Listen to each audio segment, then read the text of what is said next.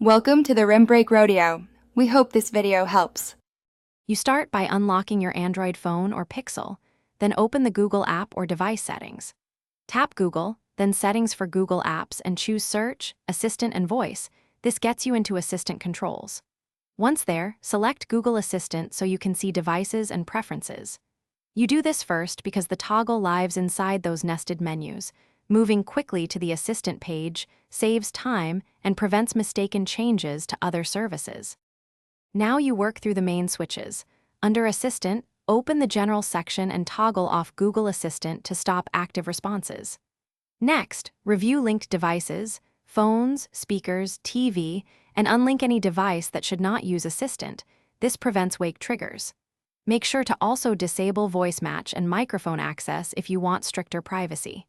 Once done, Assistant stops listening and responding, while linked devices remain isolated from account-wide Assistant actions unless re-enabled later.